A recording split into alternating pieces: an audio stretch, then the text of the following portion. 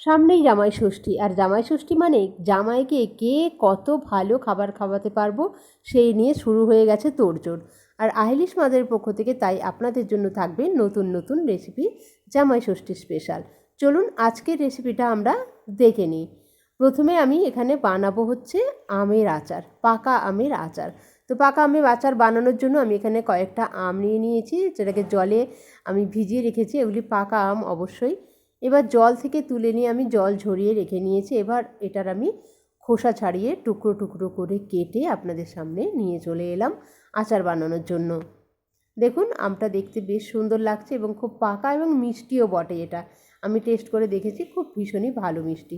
তো চলুন চটপট দেখে নিই আজকের আমের আচার বানানোর জন্য আমার কি কি লাগবে। এখানে লাগছে ভাজা মশলা আর লাগছে পাটালি গুড়। ভাজা মশলা রয়েছে গোটা লঙ্কা, ধনে, জিরে এবং মৌরি। এবার একটা কড়াই বসিয়ে দেব। কড়াইতে আমি ভাজা মশলাটা আগে রেডি করে নেব। সেই ভাজা মশলা রেডি করার জন্য চলুন আমি কড়াইতে কী কী দিই। প্রথমে ধনে দিয়ে দিয়েছি, তারপর একটা কাশ্মীরি লঙ্কা আমি টুকরো করে কেটে দিয়েছি। এরপর আমি এর মধ্যে দিয়ে দেব হচ্ছে জিরে, সাদা জিরে আমি দিয়ে দিলাম, গোটা জিরে। গোটা জিরে দেওয়ার পর দিয়ে দিলাম একটা দারচিনি এবং কিছুটা সর্ষে দিয়ে এটাকে একটু হালকা 2 থেকে 3 মিনিট আমি ভালো মতো নাড়াচাড়া করে গরম করে নেব, পুড়িয়ে ফেলবো না।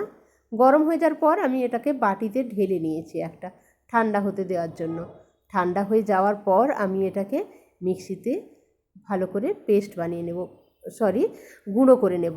মানে পাউডার করে নিলে পাউডারটা কিন্তু একেবারে মিহি করা দরকার নেই, একটু আধভাঙা থাকলেই চলবে, কারণ যেহেতু এটা আচার একটু আধভাঙা মশলার টেস্টটাই খুব ভালো হয়। দেখুন আমি মশলাটাকে ভেজে নিয়েছি। এবার ওই কড়াইয়ের মধ্যে আমি দিয়ে দেব কিছুটা পরিমাণ সাদা তেল, প্রায় 3 টেবিল চামচ মতো সাদা তেল আমি দিয়ে দিয়েছি। এবার এর মধ্যে দেব হাফ টিস্পুন হিং।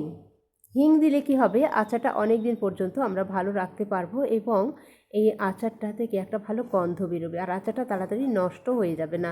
প্রায় 1 বছর আমরা এই আচারটাকে সংরক্ষণ করে রাখতে পারবো। এবার এর মধ্যে দিয়ে দিচ্ছি কিছুটা সর্ষে। আপনাদের কাছে কালো সর্ষে অ্যাভেলেবেল থাকলে আপনারা দিয়ে দেবেন, কালো সর্ষে দিলে খুবই ভালো হবে। এবার আমি এটাকে নাড়াচাড়া করে ভালো করে একটু ভেজে নেব। সর্ষেটার রং কালো হয়ে যাওয়া পর্যন্ত আমি অপেক্ষা করব। দেখুন ধীরে ধীরে কালার চেঞ্জ হচ্ছে। কালার চেঞ্জ হয়ে যাওয়ার পর আমি এটাকে সমানে নাড়তে থাকছি, না নাড়লে পুড়ে যাবে, এবং এটা টোটালটাই মিডিয়াম হিটে হচ্ছে। এবার দিয়ে দিলাম মৌরি। মৌরি আর সর্ষে একসঙ্গে পড়লে অসাধারণ একটা ফ্লেভার সৃষ্টি করে, তো আচারের জন্য এটা খুবই সুস্বাদু। এবার ভাজা ভাজা হওয়ার পর আমি এর মধ্যে দিয়ে দিচ্ছি টুকরো করে কেটে রাখা পাকা আম। আমগুলো কিন্তু বন্ধুরা ভীষণ মিষ্টি। পাকা আম দিয়ে ভালো করে আমি নাড়াচাড়া করব এবং এই রান্নাটার মধ্যে আমি কিন্তু 1 ফোঁটাও জলের ব্যবহার করব না। জল দিয়ে অনেকে সেদ্ধ করেন, আমি তা করব না। এখানে আমি দিয়ে দিলাম হলুদ গুঁড়ো। কালারটাকে ভালো রাখার জন্য আমি হলুদ গুঁড়ো দিয়ে দিলাম, এবং আচারটা যেহেতু আমি অনেক দিন সংরক্ষণ করব তাই একটু হলুদের গুঁড়ো আমি ব্যবহার করেছি। দেখুন নাড়াচাড়া করছি, নাড়াচাড়া করতে করতেই কিন্তু আমটা নরম হতে থাকবে এবং একে একে নাড়তে নাড়তেই আমি এর সঙ্গে যা যা উপকরণ লাগবে সেগুলো অ্যাড করতে থাকব। এবার আমি এর মধ্যে দিয়ে দেবো দেখুন পাটালি গুড়। পাটালি গুঁড়োটাকে ভেঙে ছোটো ছোটো টুকরো করে আমি এর মধ্যে দিয়ে দিয়েছি এবং ভালো মতো করে আমি এটাকে নাড়তে শুরু করব, কারণ গুড় থেকে অনেকটা জল ছাড়বে। দেখুন সুন্দর করে নাড়ছি। নেড়ে আমি একেবারে আমটাকে ঘেঁটে ফেলবো না, একটু দানা দানা একটু গোটা গোটা পিসগুলোকে রাখবো আমি, কারণ যখন আচারটা খাই আমরা মুখে একটু টকের বা আমের টুকরো বা লেবুর টুকরো পড়লে কিন্তু আমাদের খুব ভালো একটা ফিল হয়। তো সেই জন্য আমের আচারটাকে আরও সুস্বাদু করতে আমি টুকরোগুলোকে সব একেবারে গলিয়ে দেব না। দেখুন নাড়তে থাকছি এবং ধীরে ধীরে গুড়টাও গলে যাচ্ছে। নাড়াটা প্রায় কমপ্লিট হয়ে গেছে, গুড় গলে গেছে। এইভাবে আরও অনেকক্ষণ নেড়ে চেড়ে আমি এটাকে সুন্দর করে একটা থকথকে জেলি টাইপের তৈরি করব।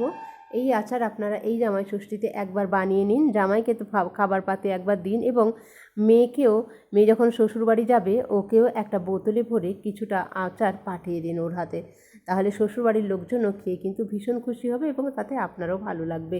এবার এর মধ্যে আমি মিক্সিতে পেস্ট করে নিয়েছিলাম যে পাউডারটা মশলার, ওটা আমি মিশিয়ে দিয়ে আবারও নাড়াচাড়া করব।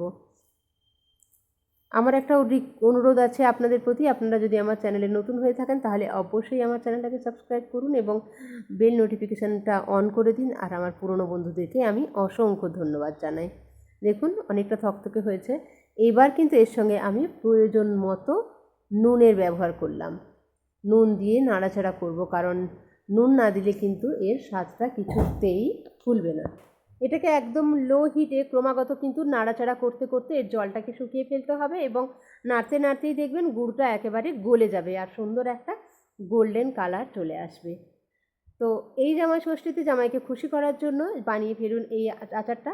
যেহেতু জামাই ষষ্ঠী সবসময় প্রত্যেকবারই গরমকালেই পড়ে এবং গরমকালে টক খেতে আমাদেরকে ভীষণ ভালো লাগে। আর এই আচারটা সারা বছর রেখে আপনারা সুন্দরভাবে খেতে পারবেন। দেখুন আচারটা প্রায় আমার তৈরি হয়ে যাচ্ছে, শেষের দিকে জল শুকিয়ে যাচ্ছে। তৈরি হয়ে গেল আমার আমের আচার। আর দেরি কেন বন্ধুরা, চটপট আমার চ্যানেলটাকে সাবস্ক্রাইব করে দিন, লাইক করুন, কমেন্ট করুন এবং সুস্থ থাকুন।